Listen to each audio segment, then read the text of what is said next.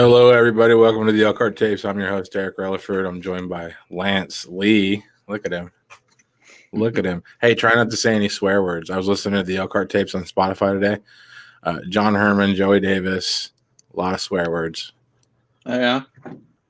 Yeah, I had a sweet older woman email me a few days after John Herman's episode, and she was like, "I love your show, but that Sarah Rogers has got a real mouth on her." I was like, yeah, she does. Try to keep it clean. But anyway, you're Lance Lee. I've known you for years, man. Welcome to the show. How you doing? Doing good. Doing good. Now, should we warn the audience that your voice is still cracking because you're still hoping to hit puberty soon?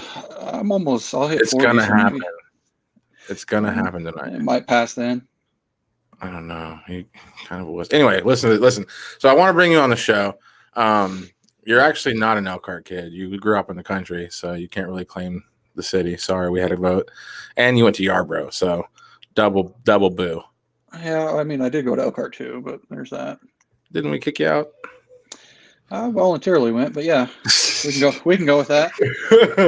Why did you go to Yarborough? Like, did you want to go there? No, I didn't. I didn't even know Yarborough had a fucking school. There you go with the F word. Yeah, already, huh? Yeah. Well, you didn't know they had a school? Like, why? So you got in trouble in Elkhart, or like your mom told you were going to Yarborough? Or no, I just went there. I was only in like fourth grade when I went. Third grade, maybe. Did you know any of the Oklahoma kids? My cousin went there. That was it. Braden? Yes. Braden, okay. Yeah, because I was listening to the David Aranda interview recently, and they went to that Christian school for a year, and then Elkhart wouldn't take them back. Yeah, they remember that. To Yarborough and stuff. Yeah, I think they went to high school there. Is that what kind of experiences is that going to a school that you just go out? So you can't run away, like you can't skip school. Where are you gonna go? Like off into the cliffs. I don't know. I don't really think it's that much different. Did you guys get away with a lot out there? I don't know. I didn't think so. I went back to Elkhart when I was in 8th grade, and I didn't think it was that much different from going there to there. I mean, I guess the skipping school aspect was a lot easier, but outside of that, I mean, I was taking classes that I had already previously took at Yarborough in Elkhart. So, I mean, you guys were about a year behind, but that's no big deal. What up, TJ? Matt Sondez, he's a poo mouth himself. So let's go back, man. Yeah, what we'll do with your mom. Well, your dad's a whole nother story. But like, what brings your mom to Elkhart, Kansas? Like, how does she end up there? I don't know, man. I don't. I think she was born in Walsh, and I think I want to say she lived in Alaska at one point. I don't know when. Like, is she like pretty much the first generation Elkhart though? Like, is she like? Did you have like other family like besides your mom from her side of the family that like were planted in Elkhart, or? I think her younger brother was born there, so I mean, I think she went there pretty young. Yeah, and then lived there, until she died. So, I mean, 98% of her time was in Elkhart. Yeah, but I don't know exactly what directly moved the family there. Yeah, I try to ask people that because it's one of those places you have to really try to be from. It's like out in the middle of nowhere, man. Like, yeah, I don't know. Did you like being? I guess you didn't know anything else. I mean, because I was I don't know, man. Like I when I was younger, I thought I wanted to experience the other side of the coin and live in a city and stuff. But I don't know if I had like the cojones to do it, man. Like I went to my ex-wife's high school in North Carolina, and there was like 6,000 kids there, and it freaked me out, man. Like it was just a mob of people. Like, did you were you upset that your parents chose a little town in the middle of nowhere to raise you guys, or? I don't know. I mean, there's always the thought of living in a bigger city, especially when you get kind of the teenage years. But I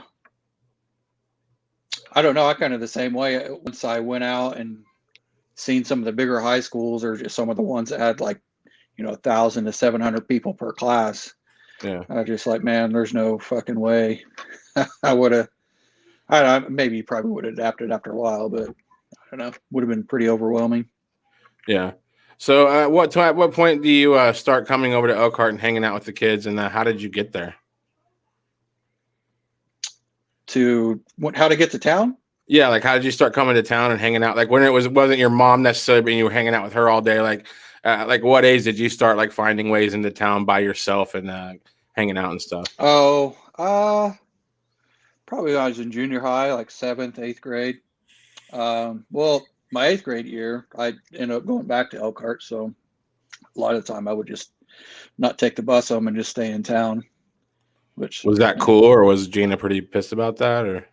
Or she seemed okay at first, but then once I started doing it a lot more frequently, it became an issue. Yeah, and then eventually I ended up going back to Yarborough that same year, so I took care of that problem. You got right on that bus after school, man. Yeah. Yeah, I put a fucking stop to that pretty quick. So, like, growing up, it's like you grew up like in a kind of on a farm. Like, you guys were what, like maybe 2 miles? How many miles are you out of Elkhart? I think right at 2 miles. So it's not far. Like, no, I'm sure you've hoofed it to Elkhart to hang out. Oh yeah, I walked to town several times. Rode a bike. I mean, it's not. Yeah, it's not like living 10 or 15 miles like the Fishers, Yeah, but it's still far enough that I'm sure like that's got to be boring, man. It's a deterrent. Yeah, I'd be like, I could walk to town if I wanted to, but don't have enough effort to do it. Yeah. So I started hanging out with you around Little League, T-ball, no Little League, played for VFW and everything. Yeah. And I got to know you a little bit. We went to church with Chris and David a lot. Got to know you a lot then. You got in trouble in high school. We're gonna go there. Safe word on this show is cheeseburger. If you don't want to talk about, describe your little science experiment you did when you were younger. Of I want to be a gangster. Not really. I mean, so like you got into a little bit of a drug issue in high school and stuff. Like, yeah. Did you expect that out of the gate? Coming from like, I know that you didn't have the greatest home life. It wasn't terrible, but you didn't have the greatest home life. Like, did you expect? Like, I'm just gonna be one of those people that tries drugs, or was it kind of sprung on you? Like, where were you at? Like, as far as 1 being a dare kid and 10 being screwed, I'm gonna do all the drugs in the world. Like before you chose to do like a hardcore drug like methamphetamines. I don't know. I probably lean in the middle, maybe a little bit more towards I'm probably gonna do drugs. But I wasn't like out of the gate, like, yeah, I'm dead set on doing it. Just kind of, I was not against it whatsoever, I guess would be more, if it came along. Was it open to doing it? What was your reasoning? Because I know that, like, okay, with cigarettes, I think the reason I started smoking cigarettes because I thought it was cool. Like the people that I wanted to hang out with were smoking cigarettes. It seemed like it was a thing to do. You could be like, everybody's like, well, we're gonna go out and smoke a cigarette, so you go out and smoke a cigarette, and it was almost like putting on like a costume. Like, I'm going to be a cigarette smoker now, so I'm a part of this crew. Like, were you like just wanting to feel different? Were you wanting to be able to say that you had tried a drug? Like, what gave you the cojones to actually do methamphetamines at a young age? Shit, man. I think I smoked pot first, and that, I don't know, pot never really did a whole lot for me, so I didn't do that for very long. And after that, I hung out with some people that did it, and it was offered to me. And at first I was kind of apprehensive, but I mean, it's not like they twisted my arm real hard to do it. Yeah. And then after, I think the first initial was just kind of maybe trying to fit in, but after I did it, it was the feeling after that. And was the feeling like more of a, like, euphoric get off kind of feeling, or was it like healing feeling, like you were feeling better than you felt before you, like, because I know you dealt with some stuff growing up and stuff. Like, do you feel like it was immediate coping mechanism? You're like, this is way better than thinking about what's going on. Oh yeah, for sure. It wasn't I know a lot of people that and kind of after the fact, years down the road, asked me like how it made me feel if it was, get up and clean a bunch of shit and, kind of like the usual tweaker deal. But I didn't do like that. It kind of calmed me down, helped me deal with my anxiety, kind of made me feel half-assed normal, I guess. Yeah. So it was just literally a medication you found at that point that made you feel better than you did before. So I don't, again, like Safe Word's cheeseburger, and I don't want to sit here and spill your whole story and everything. I don't know what went on with you growing up. I know that you and your we found out later on in life he was your stepfather, but he was sold to you as your father for the longest time. That's what we knew him as. We knew Mark was your father. I never saw Mark hit you or anything. I saw him not be nice to you often. Yeah.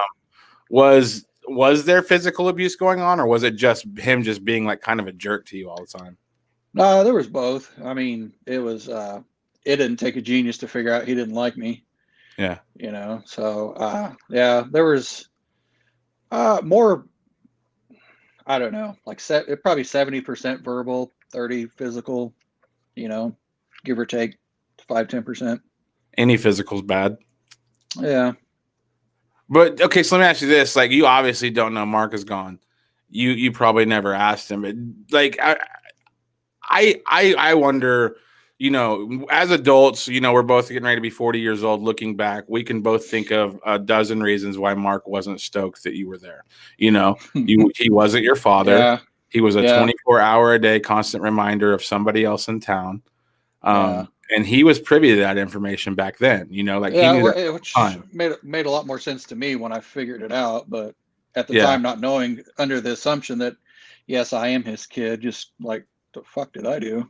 Yeah. So that's basically what it's framed as, is you're sitting here. Not only are you like freaked out because somebody's treating you like crap and hitting you and stuff, but you're just literally like, I don't know what to stop doing to make you stop disliking me. And I can totally relate to it. I didn't have any physical abuse. I didn't really have any abuse, but it's no secret that my stepdad, David, had the same sort of feeling towards me until I got to be an adult. Like, I never asked him either. I think a lot of it has to do with, I've never raised somebody else's kid. Right. I've never done that. But I have been annoyed. Well, but I have been super annoyed by other people's kids. A lot of times, that's like usually people love your own kids, but a lot of time other people's kids will annoy you. So I don't know what that dynamic's like to be in love with somebody and they have a kid and it's not your kid, but then it's not only is it not your kid, but it's a constant reminder that it's not your kid, and they might be annoying to you because of other reasons, and it's just a recipe for like a lot of therapy later on in the kid's life. You know what I mean? Just like walking on eggshells in your own house, and I know, and like I said, no physical abuse in my house, but like I remember, like if my dad was home, I didn't like it. Like, cause I was waiting for him to like point out something I was doing wrong, so it's kind of like, like you go out in your house and you look around and you decide how your day is going to go based on who the cast is. You know what I mean? Like, so like, was it just like pretty much him just like being like annoyed with you pretty much all the time? Yeah, I think so. I mean, it would just pick fights really for no reason. Just, be walking around and ask me a question. If I didn't answer, a certain way, kind of jump on my ass just about, I don't know. It seemed really, really petty. Yeah. So, I think that's would be majority of it. And I mean, and sometimes I was an asshole. So there's. Well, yeah, sometimes the kids are dicks. But let me ask you this: how did at what age did you start, giving it back, saying screw you, like I don't care?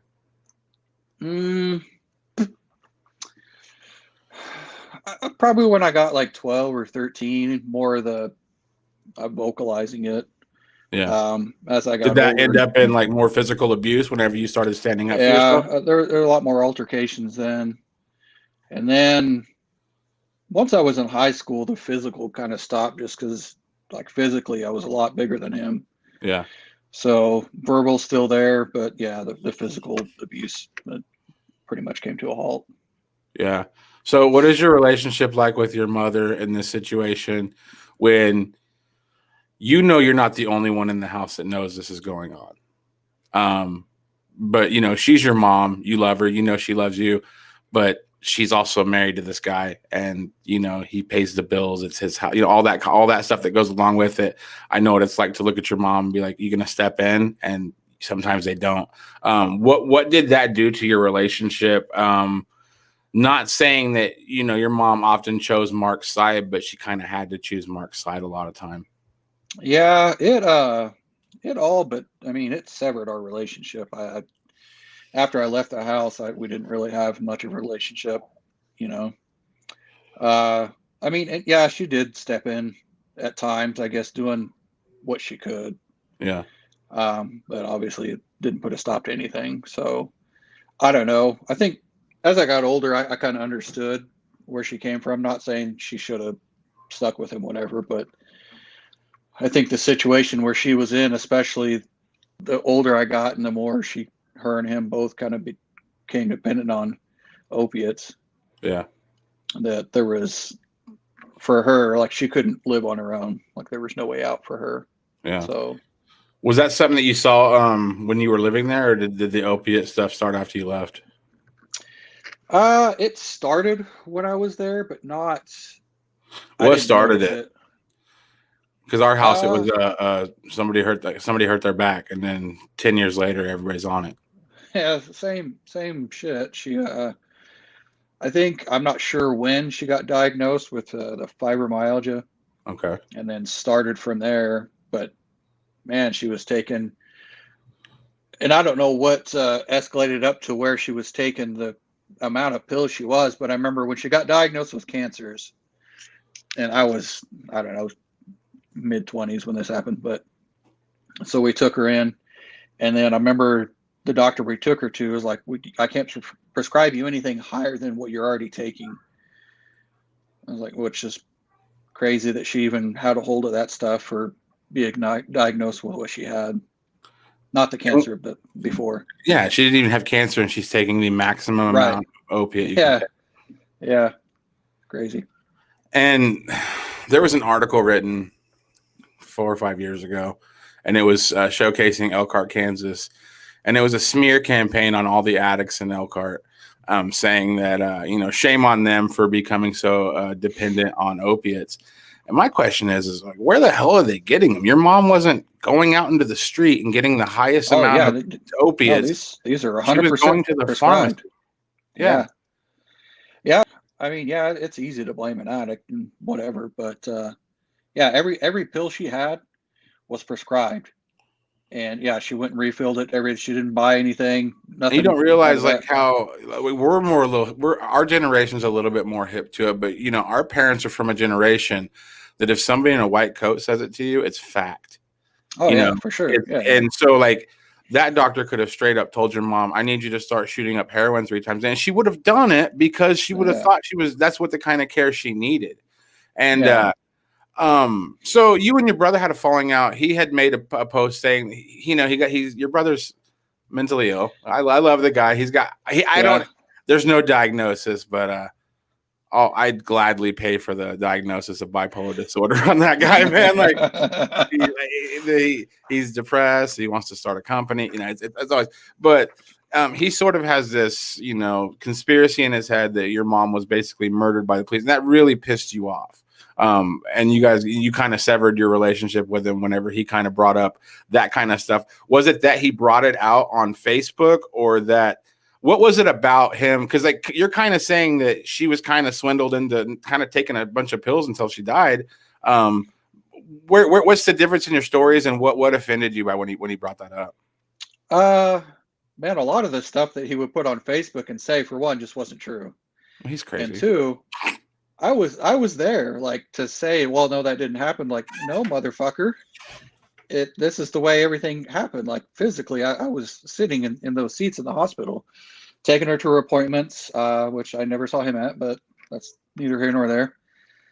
But yeah, just I mean, she had her faults, and you know, shit happened, but it wasn't putting it on Facebook, which not something I would do. But I don't like to blast everything like he does. But I think just the simple fact that literally the stuff he was putting out there never fucking happened.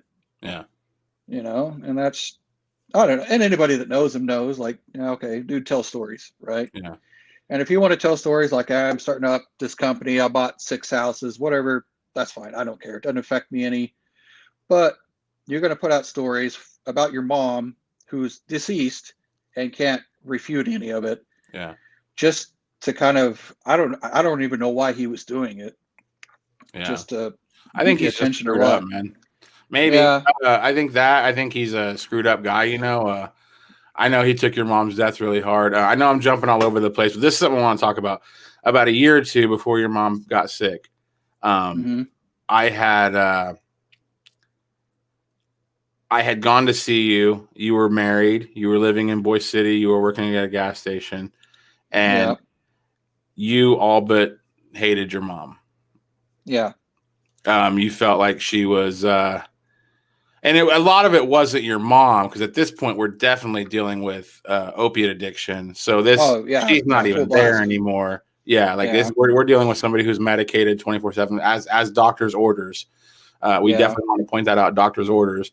So she probably couldn't go see you, but a lot of it was you had your child, and you didn't feel like she had made any sort of effort to come over and sort of play the part of the grandma, right, which is an important thing. Was there a come to Jesus moment with you and your mom before she found out she had cancer, or was it you were pissed off, you hated her, then you found out she was going to be dying, and you just dropped everything and came and saw her? What was there ever a repair there, or was it she just got sick and you felt like it's my obligation to go take care of my mother? No, we never really had to kind of talk it out and rehash everything that happened. After she got sick, it's, you got to put everything aside and go at it. But even at that, we never, I don't know, me and my mom never had a good open relationship, a good communication with each other, probably, I don't know. But, yeah, we didn't really patch anything up. I think at the end, we kind of both come to an understanding, I could have done more, she could have done more. We both fucked up, but, it kind of was what it was at that point. Yeah. I mean, because you were pissed off at her, and now if somebody says anything about your mom, you're going to kill them. Yeah. What explain that? And I think it's a beautiful thing that you love your love for your mother is to the point where you would punch. We were good friends. We're best friends. You would punch me in the face if I disrespected your mother. Yeah. I love that. You didn't have that when we were hanging out in Boise City on the couch. I probably could have disrespected your mom. But what was it about losing your mom that just made you do a 180 and now you're ride or died for your mom forever?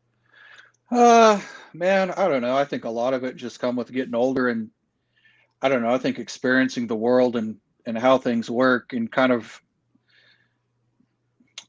I think especially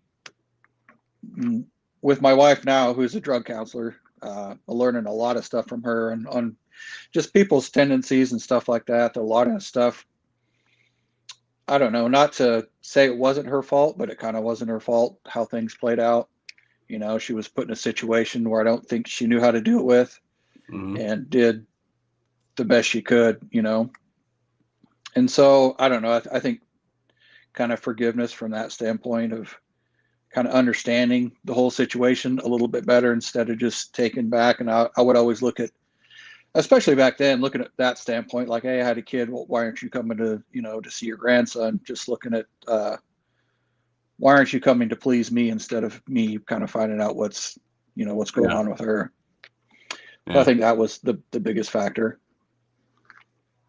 So just a lot of forgiving and forgetting, basically, or yeah, for the most part. Yeah, just kind of sitting back and reflecting on the whole situation. I don't know. I think there's a lot to the forgiving aspect of people. I don't know. Don't realize just because I forgive her doesn't mean I condone everything she did. Like I can say like I don't think I would ever do that to any of my kids. Just I think it's fucked up, and I don't know. I would have gone down a different path, which I did, but doesn't mean I can't forgive her for it. Yeah. Yeah. I think it's important. I think it's great. Like I said, I think it's great that where you're at now with your mom, you know, like you have a deeper respect for her, I think, than you did, you know, and you understand your relationship more with her. And you know, for those that are watching and don't know the story, so Lance's mom, she how old was she when she had Jason?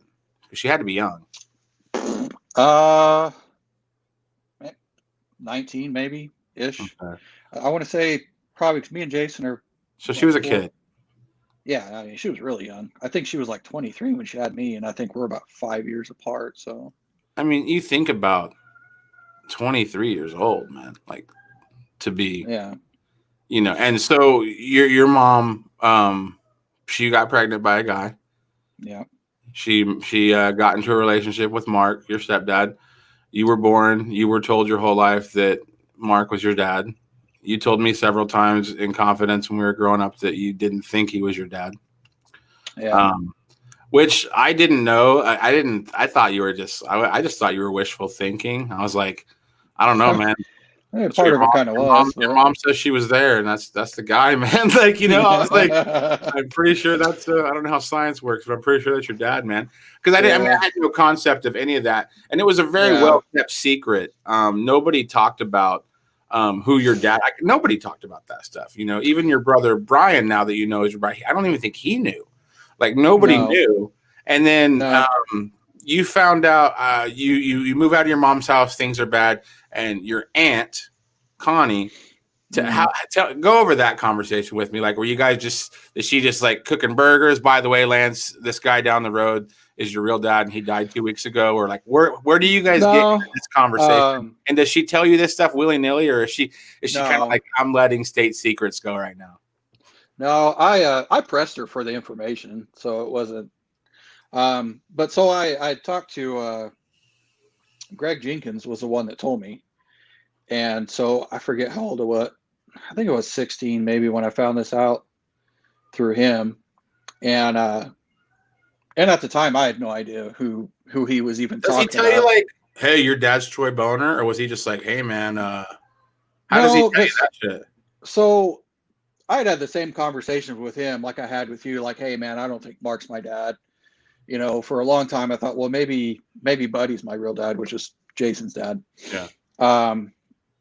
And then kind of snowballed from there, and especially as I got older, because obviously, like, there's a huge height disparity between me and all my siblings, and my stepdad, and mom, all that, and I don't look like any of them, so that kind of added fuel to everything. So at the time when I don't know, I think we had talked about it when I was junior high or something like that, but then as I got older, you know, that kind of played into it. So anyway, fast forward, me and Greg had talked about that for years, so it wasn't really anything new. Did he know for fact, or he heard it? Well, so someone that he hung out with, I guess, used to hang out with Troy, and then that girl told him, like, hey, that's because I went to their house. To Troy's house? No, the friend's house. Okay. And then after that, I guess he had went back over there without me. She's like, that's Troy's son. And, you know, he was kind of oblivious too, because he didn't know, like, you know. So then he told me, he's like, hey, yeah, I heard Troy Boner's dad. And I have no idea who this guy is. So, and not the greatest last name. No, I lucked out on that one. And I mean, not to shit on the last name, but Boner. I mean, no, it can go one or two ways, you know. Yeah, that's one thing. If anything good came out of that situation, it's that. You're not Lance Boner. Yeah. Anyway, so you're leery. You start talking to your aunt. Yeah. So yeah, I talked to him, and Greg's, who is a great friend, but not a guy I confide in a lot. Like, hey, Troy Boner's your dad. Like, oh, okay, you're full of shit. Whatever. Yeah. So, I mean, it goes a while before I really start kind of digging into it. So at this time, when I'm talking to my aunt and I'm living with her, lived with her most of my high school. I think I was 17 when I started talking to her about it. So I kind of pressed her for information because just finding out who he was. And if this guy really was my dad, maybe I could kind of do my own investigative work. So, yeah, we're sitting there one night. It was after dinner. Kind of everybody, I don't know what everybody else was doing, but it was just me and her sitting in the dining room. And she kind of starts talking and kind of doesn't outright say it, but alludes to, she just kind of goes on this rant about people keeping secrets and how they, develop into these huge monsters, whatever. And then slides a picture over of him, Troy, hands it to me. And she's like, you probably need to have a talk with your mom. They'll never say that he's my dad, but just shows me a picture. And then obviously, if you've seen the pictures, it was his senior picture. Look fucking identical. So then that's when. What does describe the inner monologue that happens when she slides the picture over and she says you need to talk to your mom and you see the resemblance? Like what goes on in your head? Just that I knew. Like, I mean, she didn't want to outright say it, and I respect her for that. That kind of wasn't her part to deal with. But I mean, you slide a picture of a fucking dude that you think is probably your dad, that you've heard anyway, and then you see a picture, and I think we're probably about the same age in the picture. I think it's a senior picture, and I think I was a junior at the time. Yeah, I mean, it's just like, fuck. Well, your investigation's over. That's pretty obvious. Yeah.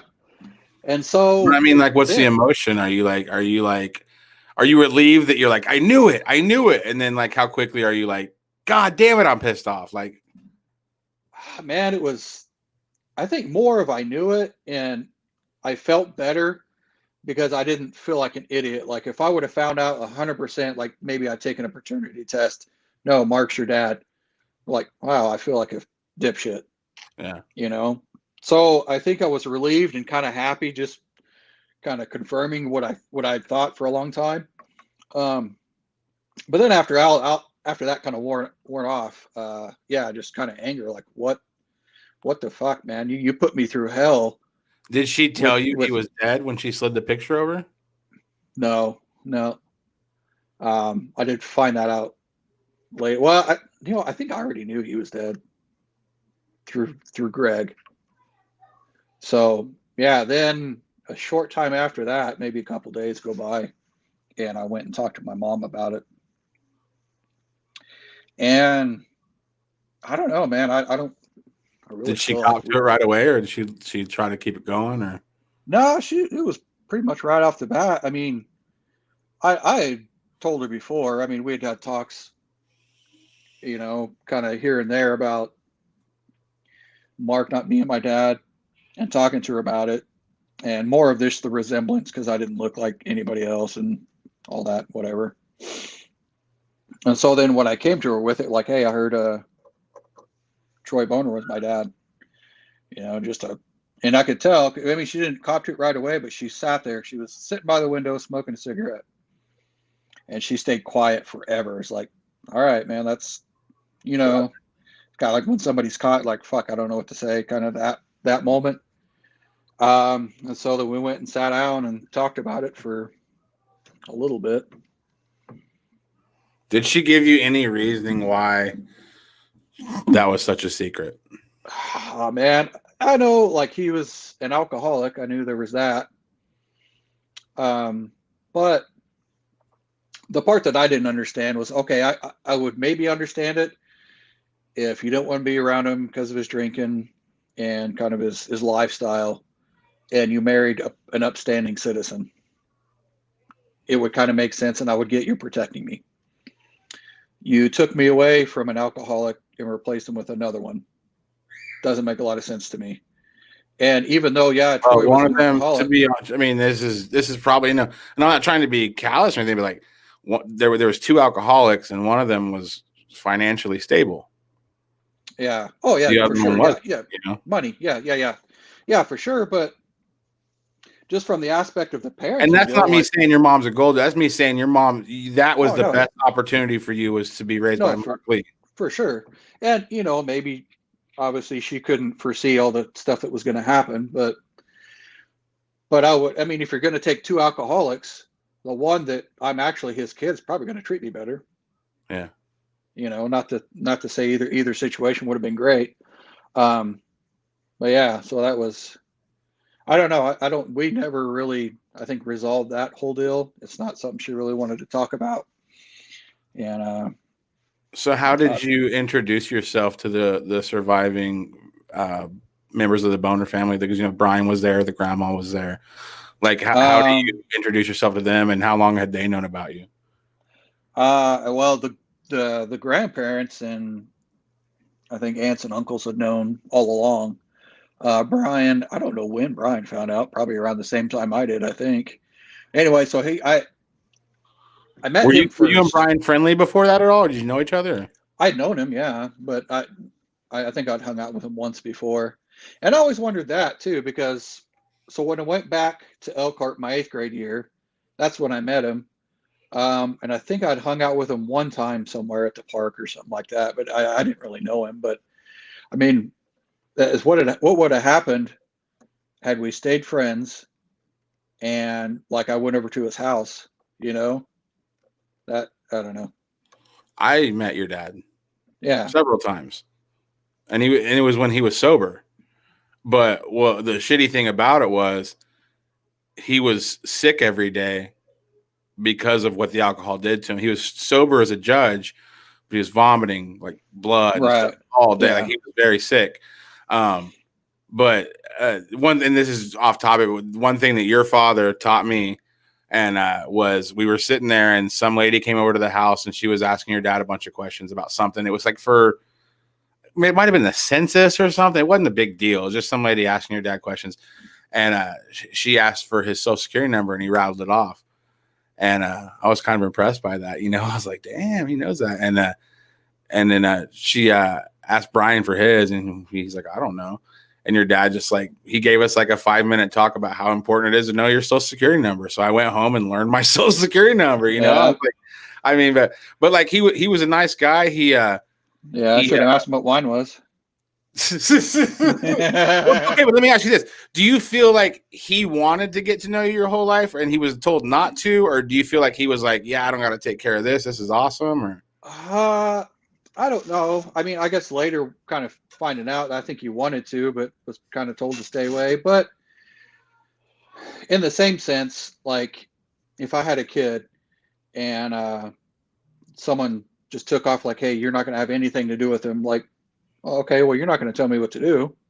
I'm going to do what I want. That's why the court system's there, even though sometimes they can rule unfavorably, but I don't know. You're also 40-year-old men though. Yeah. Because I don't know what that's like. I don't know what it's like to have a kid when you're a kid. And because I'm mad at my dad because he bounced when he was 21 years old. I was a baby. Yeah. Then I think about it, man. I'm just like, I don't know. But see, I'm with you though, man. Like, because I got into a fight with my dad. He was posting about, and I'm not trying to get political, but he was posting about like children at the border being in cages, and he thought that was just so terrible, which it is. We shouldn't put kids in cages. But I messaged him and I was like, "You're worried about those kids in cages, and you haven't called your 2 sons in a decade. If I put a gun to your head, you couldn't tell me my birthday." Like, and he was like, "Well, your mom told me to leave," and I was like, "I don't care if Stephanie put a restraining order against me. I'm gonna buy a house next to the school they go to, and I'm going to watch my kids grow up through binoculars. I'm never leaving my kids." Yeah. But then again, I was 31 years old when I had kids. So I don't know, it's I don't know. I get it to a point, but yeah. I mean, I would have went and introduced myself to you if I was him. I don't know why he did.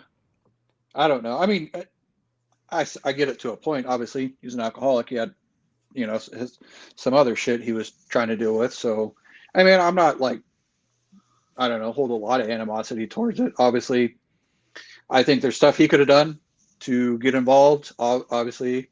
And then there's obviously stuff my mom could have done different to make sure, things went a certain way too. So I don't know. It's not just one person that kind of fucking screwed the pooch on that, but. Well, I mean, it's just secrets are bad, man. Like and the more people you get involved with it, and like, look, your aunt had nothing to do with it, and they ate her alive, and she had to tell you, like, secrets are bad and stuff. And then, you also have to look at it from Troy's perspective, like, what was he going to do after he went up to you and said, "Hey, I'm your dad," like in the 90s, besides getting arrested? It's just like, right. This guy said he's my dad. It's like, so like, I don't know, man. Was it after finding out about like who Troy was, that he's gone? Is that when you decide, like, is that when you like started like to try meth and stuff, or was it before all that? That was before I did meth. Yeah. All that stuff happened. I just did that my senior year. Just for your listeners, I didn't do drugs all through high school. I was clean. Just senior year. Yeah, you just don't want them to take out any of those Yarborough records you set. No, that's fine. Performance enhancing. No, I'm just kidding. He was on creatine big time, guys. Yeah, but I mean, I did drugs and fucked up a little bit, but I'm still more successful than some of you guys that stayed sober. So there's that. Dude, at what point did you realize that the drug thing was a bad situation? Were you just like, this is probably a bad idea? Because you got pretty far into it, man, but like you still have all your teeth. Like you didn't get that far into it. You know what I mean? I got far into it, but only for a short time. Like I wasn't, like I got in pretty deep, but it wasn't a long stretch. So I think that helped a lot. And then, man, I don't know. I was, I don't know, just kind of blessed with the fucking logic to look around and see like, this is a fucking bad situation that I'm getting in. I got to get the fuck out.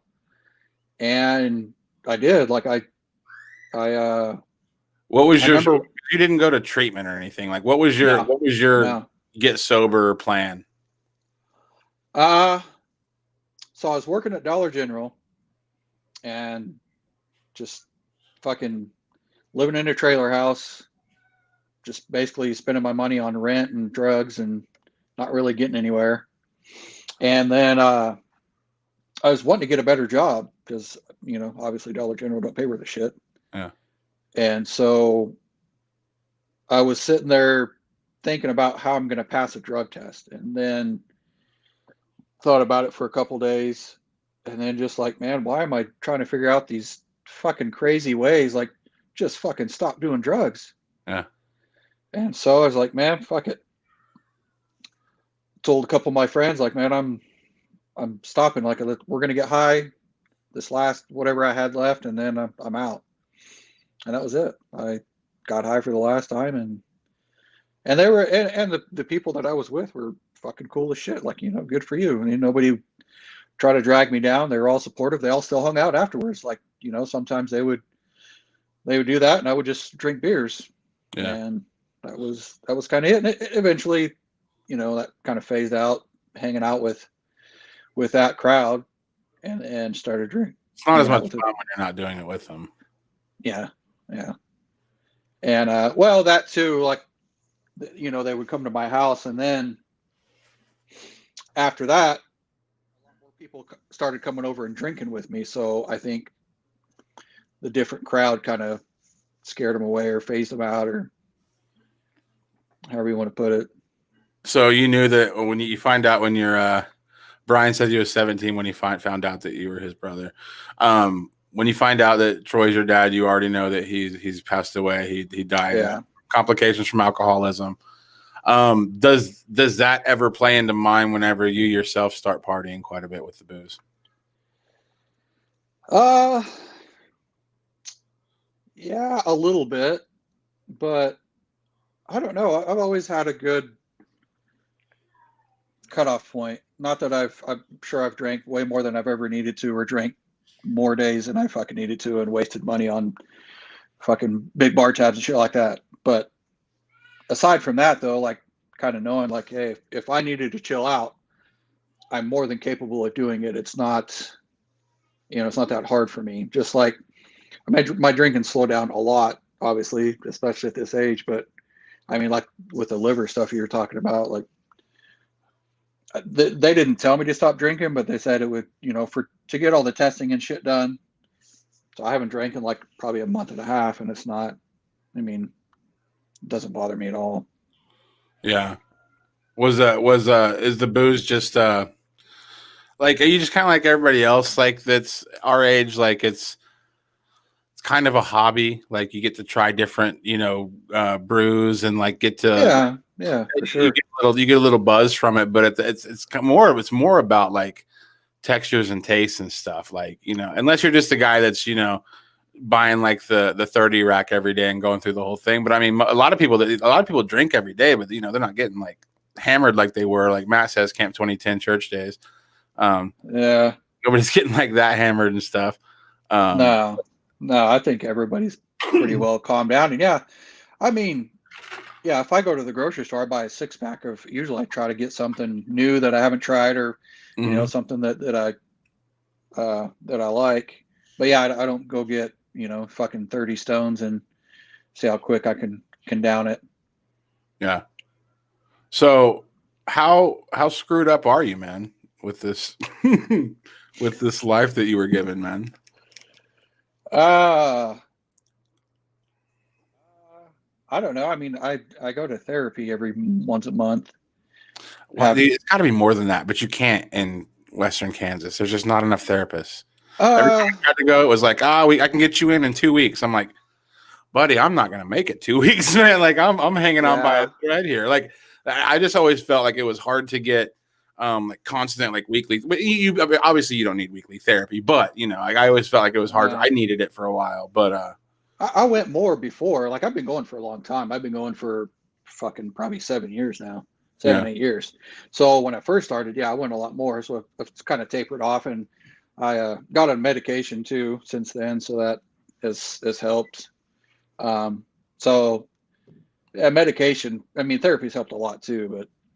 So do you feel like you're in therapy and on medication because of childhood trauma, or because do you feel like you have some mental illnesses that you were born with, or do you feel like they were brought on by your surroundings? Oh no, it was 100%.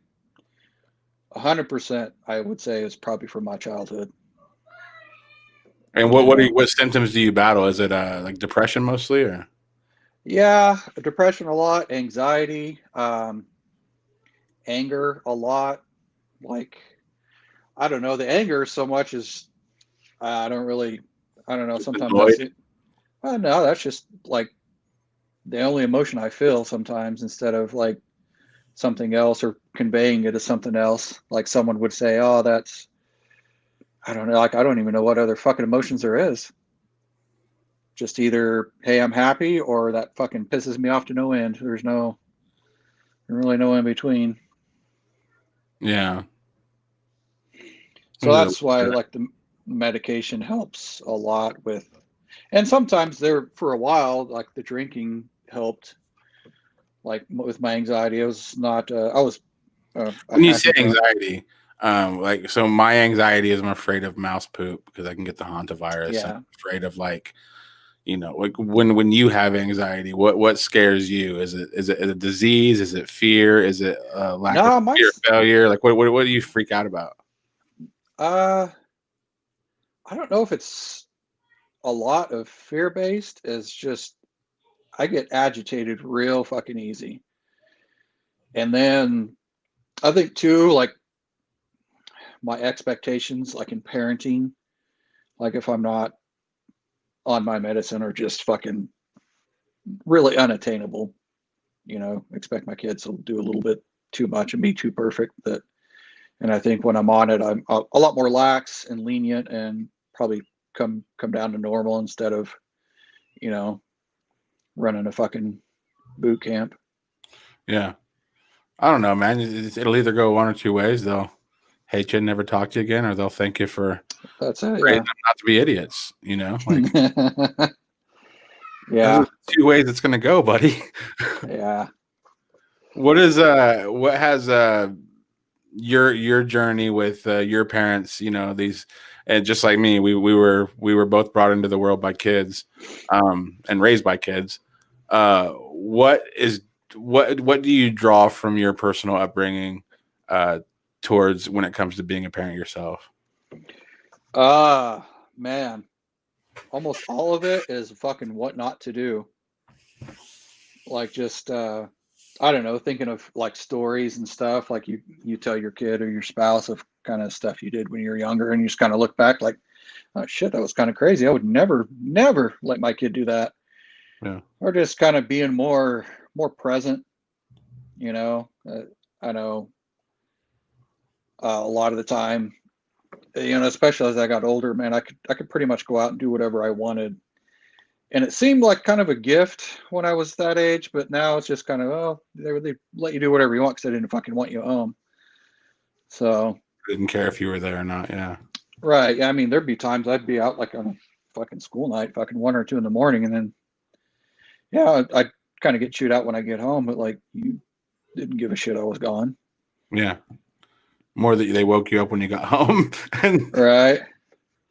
Yeah, and that kind of became apparent, especially when I got older, and like, you know, you'd have people stay the night at your house and whatever, and like there was fucking almost nobody in my class was allowed to stay the night at my house. I always wondered why. Like, man, you guys really think I'm that big of a fuck up? But then I kind of understood, like, there was no rules really. Yeah. So parents didn't really want kids coming over to, I mean, like Chris and David, they weren't allowed at my house. So that their house was a little wild too, though. Oh yeah, for sure. You have a good time at Gina's. There's no parents. Oh man. Your wife says she's proud of you. I think she could do better. Oh, she probably could, but yeah, she definitely could, man. Well, what else do I want to ask you? But what? I buy her a lot of shit, man. So that's, you know. Good let me ask you this, man. What is it like to not have any parents? Mark's gone, Troy's gone, your mom's gone. You have no parents.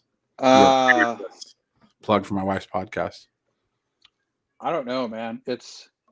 I think it's a little different for me, especially like the Troy part, because I never met him. So, I mean, obviously there's the connection because he's my real dad, but never meeting somebody, it's hard to pull your heartstrings on one of those. Yeah. I mean, to a point, yeah, I'd like to have met him, and there's kind of regret never seeing that. But as far as missing somebody, it's obviously impossible because never met him. Yeah. Me and Mark's relationship was non-existent for the last 10 years. So, but you still went to his funeral, man. Like, and you were kind of bummed out. You made a post. Yeah, I think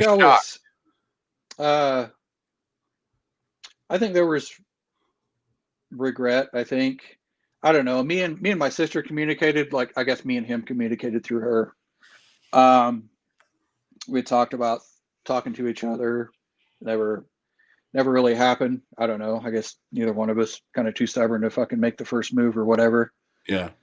Yeah, no, and then he passed away, but I don't know. I don't know. I guess I look at it from a perspective. It didn't change my life any at all. And I don't feel like it's changed my emotional state that much for that. I mean, by far and away, my mom fucked me up more than anybody else, for sure. Have you picked all those pieces up, or are you still working on that? Yeah, still working. I don't know that I'll ever get there, but it is what it is. Well, I appreciate you doing the show, man. Yeah. I didn't get you to cry. That sucks. Yeah, that's a tough task, man. Yeah. It's because I didn't talk about your old band Scar. They're still out there, man. Still out there looking for a singer. Well, dude, I'm proud of you, man. Your wife says she's proud of you, man. Like, I remember you were playing basketball at the Cunningham Park one day, and I like drove through the alley and stopped and said, "What's up to you?" And like, you were in trouble. It was during your drug days, and you had stole your mom's checkbook and wrote a check. Oh yeah, and I just remember looking at you like, because I mean, I never expected to write you off as an Elkhart kid that was never going to go anywhere. Like I never, but that day I was like, oh, so he's one of those guys. He's going to be here in 40 years doing drugs. That's what he's going to do. Like, yeah, but you didn't, man. Like you turned it around. Stick around. I didn't stick around Elkhart very long. Is that a? Do you feel like that's a? Jesse says he saw you cry. I thought he cried. I think his voice just cracked because of his puberty, though. Jesse's full of shit. He's not tall enough to be here. I would talk to that dude in a minute. Is he still in Liberal or he moved away? Last time I talked to him, he was in Amarillo. Oh. But I think he moved. I want to say he moved again since then. Shit. Mass on deck. Well, dude, heck of a show. Feel like I learned a lot. Final question. Don't be too hard on it because I know you're going to. What do you think of the town of Elkhart, and what do you think about you growing up there? I enjoyed it, man. It's like I would never move back there, not for any bad reason. Just like, I mean, there's no fucking economy or anything. There's no, I don't know, just really no draw for me. But it's not any ill will to why I wouldn't go back there. If everybody lived there that lived there back in the day, I would live in Elkhart if there was a job. You think? I think so, man. I think if like the Fisher boys lived there, like being a 40-year-old man, like I look back, man, a lot of my best friends were from that town, man. Like the ones that like I still consider like when Danny Fisher died, like I immediately text Cobb, you know, Adam. Yeah. I think, but you know, I immediately text Cobb. I was like, dude, fucking sorry, man. That sucks. Yeah. No, I think so. I guess if it was different and there was, good jobs there, I think maybe. And everybody lived there. I mean, I don't even know who lives there now, but yeah, Fisher and Herman and some of those fuckheads live there again, then I would consider it. We should do a big move back, man, here in 15, 20 years when we're all You better start some fucking businesses there. Oh, I plan on being a millionaire by then. Not a millionaire. It has to be a billion, I think, if we're going to buy that town. Anyway. I don't think so. Have you seen the houses there? They're like $50,000 a piece, man. That's it. Brian's upset because I said that I thought you were going to be doing drugs. And I'm not talking about you, Brian. That's fine. I'm not talking about you, buddy. All right, guys. Thank you so much for stopping by the Elkhart tapes. We will be back. We have Dan Faulkner for next week. I'm stoked about it. And we got a bunch of interviews coming up. But thanks for hanging out, Lance. Thanks for stopping by. All right. Thanks. Good time. Stick around. I'll leave.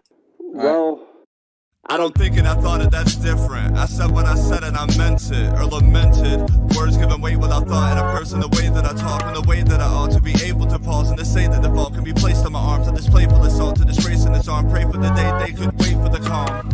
You can't control the storm, only weather it, whether it's 5 weeks and 5 days of rain sideways, or scorched earth, search for death, or water left with all the thorns, with the petals gone, settle on the breath of autumn. If the ground fits, wear it, the crown